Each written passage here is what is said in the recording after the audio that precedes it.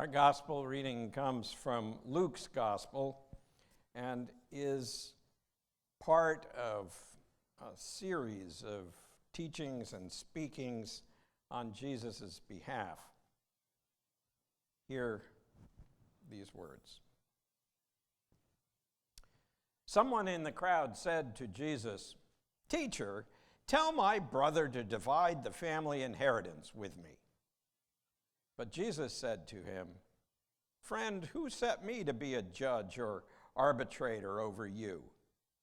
And Jesus said to them, "Take care, be on your guard against all kinds of greed, for one's life does not consist in the abundance of possessions." Then he told them a parable. The land of a rich man produced abundantly, and he thought to himself, "What shall I do? For I have no place to store my crops." Then he said, "I will do this.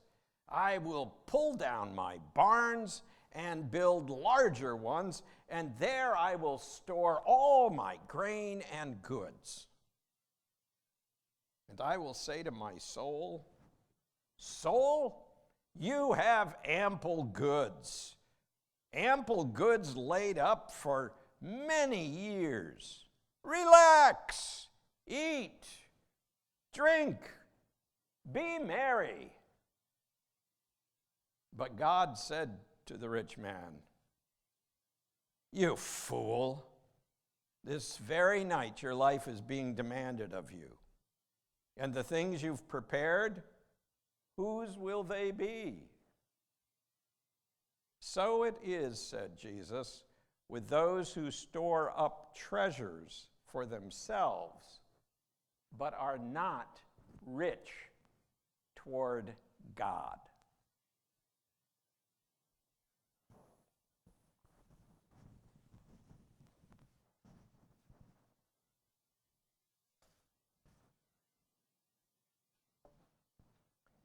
Please pray with me.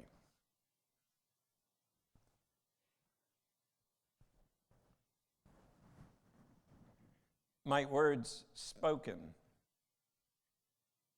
and words heard and the spaces in between give us pause to think, to consider, to reevaluate. Amen.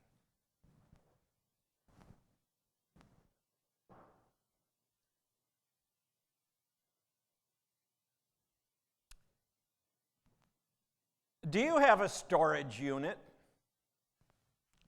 I used to. When we moved off island, we acquired one on San Carlos Boulevard. We needed some place to keep the Christmas decorations, the fake tree, the things we rarely used, old keepsakes, and stuff. You know, stuff. You've probably got stuff. Most people do. You know, a little bit of this, a little bit of that. Your stuff. Some of our stuff in storage just moldered in the Florida heat and humidity. It was bad enough paying what we were for the unit. I wasn't going to pay extra for one of those climate-controlled units. But we had stuff, stuff we just seemed to need, even though we rarely used it. In fact, we even forgot what were in those boxes and bins. That's much we valued them, how much we needed them. But hey, it was our stuff.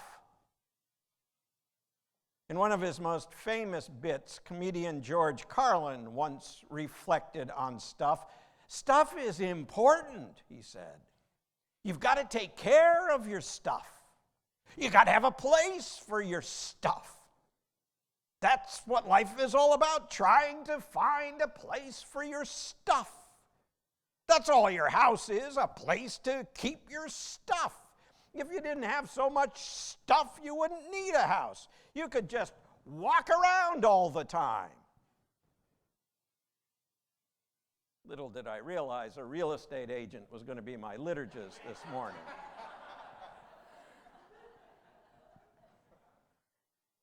Eventually, Linda and I wised up, at least for a while. The storage place kept raising the rent literally every 6 months, and finally we said enough. That meant finding space in our condo for the Christmas decorations. It meant going through those mystery boxes and throwing out some things, giving some to Goodwill or our children. They needed more stuff too. We even sold a couple of things. I guess I shouldn't say we if I'm going to be honest here.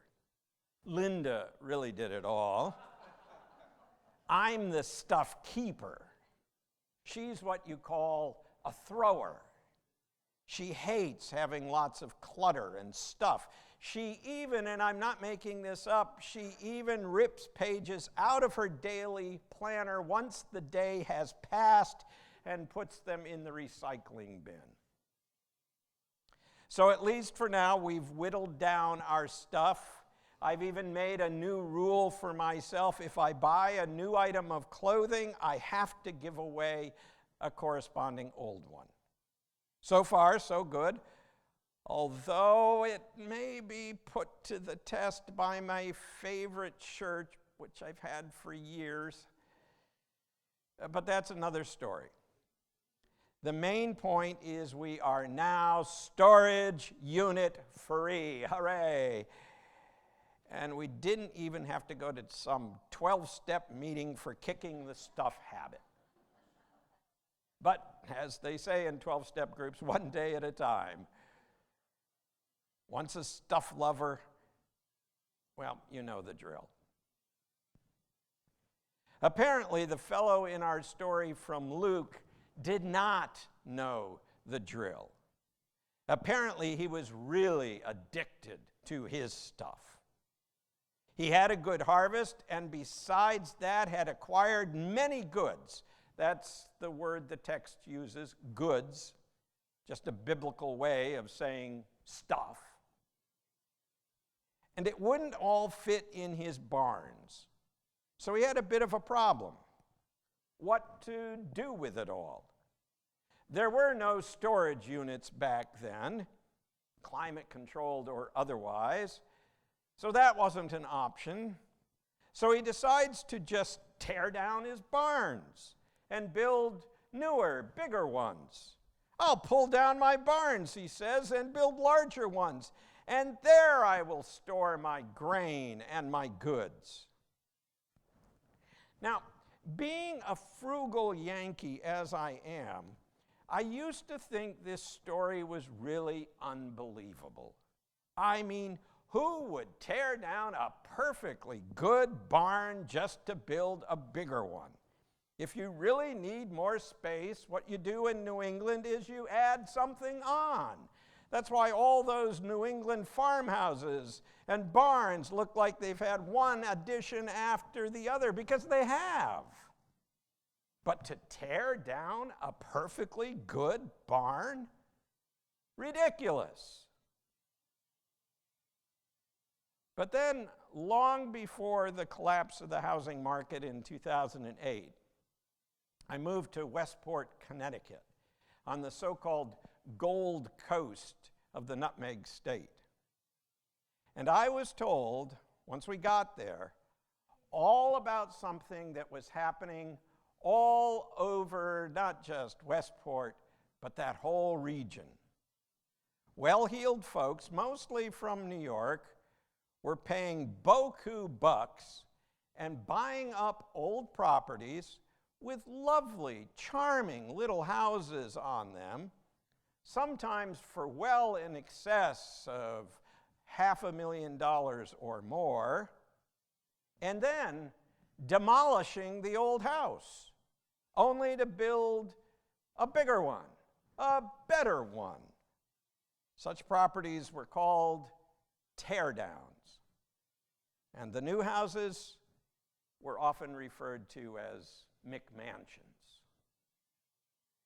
It was then that my naivete was shattered, and I realized this story from Luke reflected a reality that I just had been unfamiliar with. So the rich man is clearly pleased with his decision to tear down the barns and build bigger ones. And then he says to himself, "Soul, you have laid up ample goods for many years. Relax, eat, drink, and be merry." But then comes the zinger. For that night, he has a vision, an epiphany, a dream, whatever.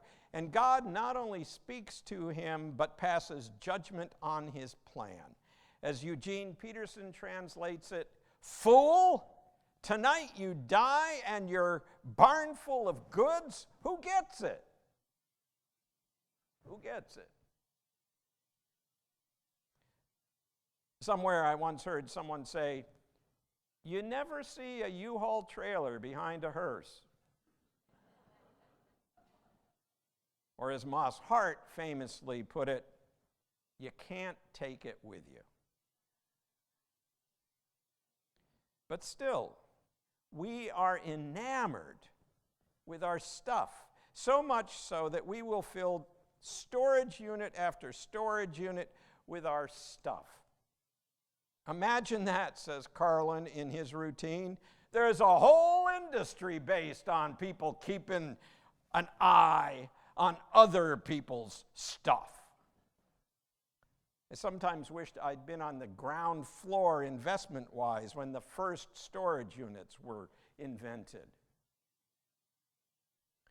But Jesus tells this parable to illustrate the point he makes near the beginning of our passage. He says at that intersection, "Be on guard against all kinds of greed, for one's life does not consist in the abundance of possessions." Life is not about stuff. Rather, it is about, as he puts it after the parable, being rich toward God. Life is about being rich toward God. Which sounds good, but what does it mean? What does it mean to be rich towards God? Most of us get what he's talking about in terms of stuff, even if we do have a hard time breaking the habit. But rich towards God? I think the answer rests in understanding that when we are rich towards God, when we are devoted to God, we demonstrate that best by being devoted to our neighbor's well-being. Love the Lord your God with all your heart, mind, soul, and stuff, says Jesus at one point. Well, maybe not stuff, but yes, maybe stuff. And the second, he says, is love your neighbor as yourself. Being rich towards God comes down to being rich towards your neighbor.